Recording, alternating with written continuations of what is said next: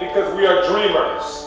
We succeed because we double down on lifting people up. We succeed because we lead from the hearts, but also from a position of strength. That's why I'm so incredibly inspired, and in fact motivated, by seeing so many parents with their children united.